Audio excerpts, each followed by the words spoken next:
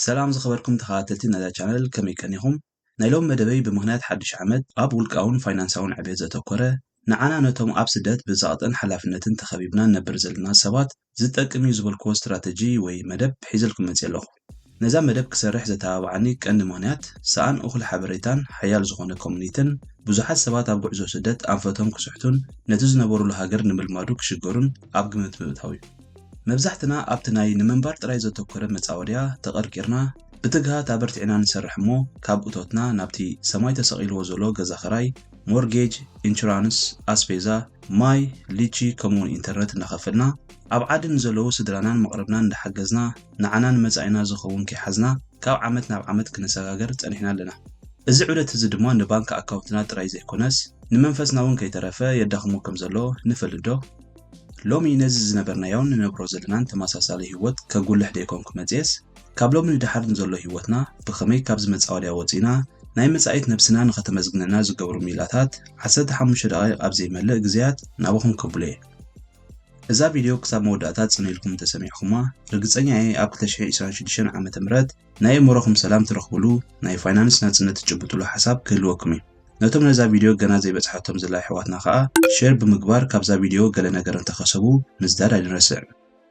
ቅድሚኡ ግን ዩቲዩብ ልዕሊ 85 ሚእታዊ ተዓዘብቲ ነዛ ቻነል ሳብስክራይብ ከም ዘይገበርኩም ዘርኢ ዳታ ምስ ሰደደለይ ሓደ ነገር ክብልለየ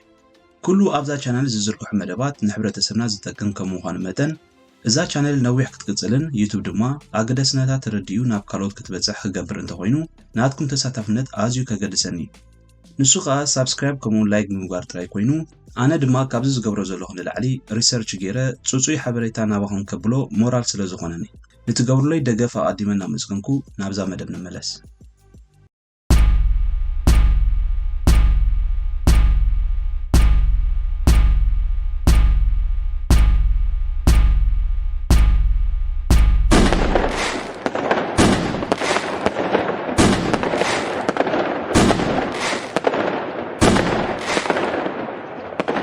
ሓንጎልና እቲ እንኮ ንኹሉ ወድሰብ ብማዕረ ዝወሃብ ሃብቲ ካብ ኮነ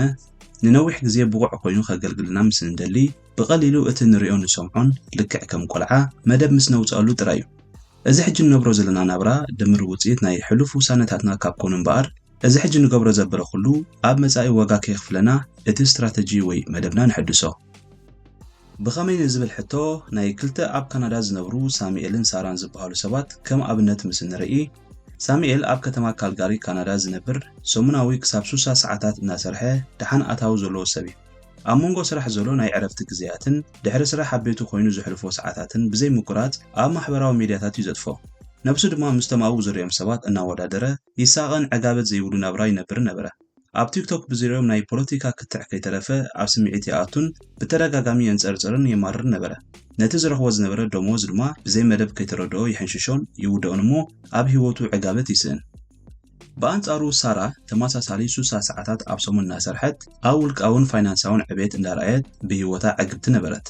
ንጎተስያ ድሕሪ ጸሎት ምግባር ቀጥታ ናብቲ ኣብ መንደቕ ዝሰቐለቶ ቪዥን ቦርድ ወይ ዝሓንጸጸቶ ዕላማ ብምኻድ ንነብሳ እቲ ናይ መዓልታዊ ሓርኮትኮታ ትርጉም ከም ዘለዎ ተዘኻኽራ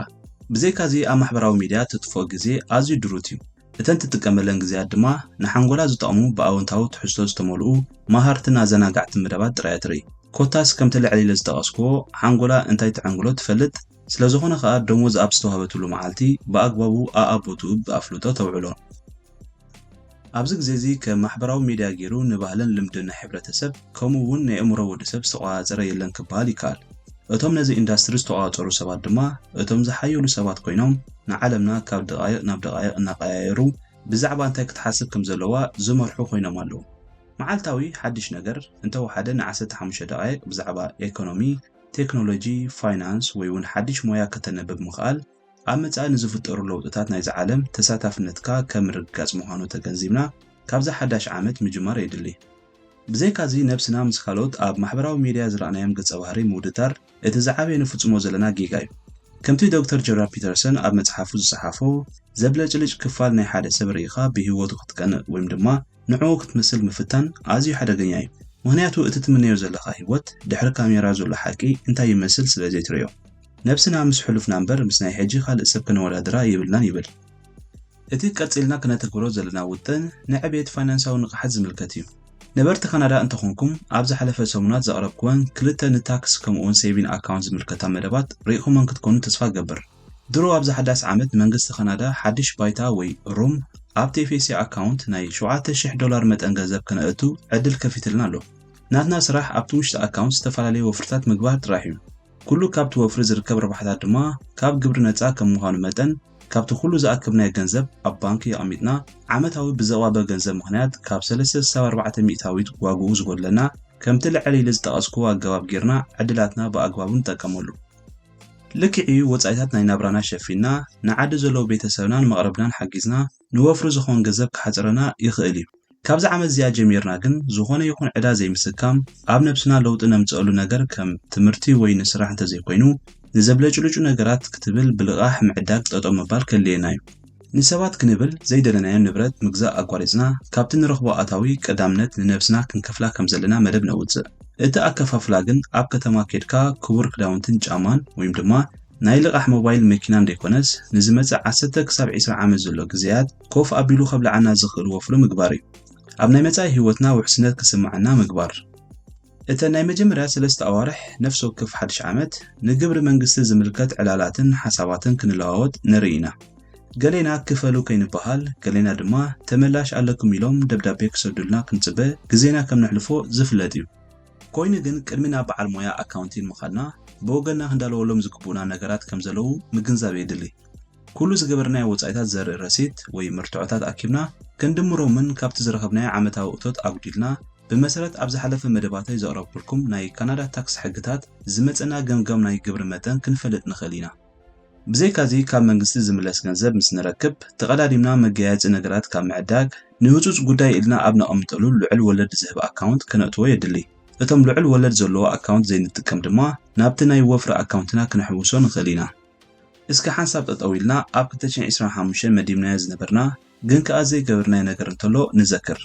ኩሉ ዝገበርናዮ ናይ ፋይናንስ ውሳነታት ንድሕሪ ተመሊስና ንገምግም። እዛ ቀድማ ኣቢለ ዝጠቐስኮ ዝርዝራት ተግቢርናዮ ነርና እንተንኾንከ ብርግፅ ብዙሕ ስጉምቲ ንቕድሚት ምስ ተጓዓዝና ግን ከኣ ካብኡ ተማሂርና ካብዚ ዓመት እዚኣ ጀሚርና ብሓያል ናህሪ ከም ንጓዓዝ እርግጠኛታት ክንከውን ኣለና። ህይወት ኣብ ምዕራባዊ ዓለም ብብዙሕ ፈተናታት ዝተኸበበ እኳ እንተኾነ ንኣተዓባብያናን ኣማላፃናን ኣብ ግምት እቲና ግን ኩሉ ተላሚድና ናብ ረብሓና ክንቀይሮ ንኽእል ኢና። እቲ ምንታይሲ ዝመፀናሉ ባህልን ዘለናዮ ናይ ምዕባለ ባይታን ተጣሚሩ ድርብ ረብሓ ክህበና ስለ ዝኽእል ብሓደ ኢድና ባህልን እምነትን ጨቢጥና በቲ ሓደ ከዓ ኣብዘን ብምዕባለ ዝሕንበባ ዘለዋ ሃገራት ተቋደስቲ ናይ ተሞክሮ ኮይና ክንከይድ ስለ ዝሕግዘና።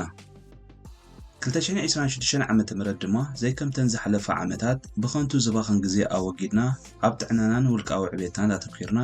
ኣወንታዊ ነገራት ንሓንጎልና እናመገብና ንዝተፈጠረ ዕድላት ንጠቀመሉ።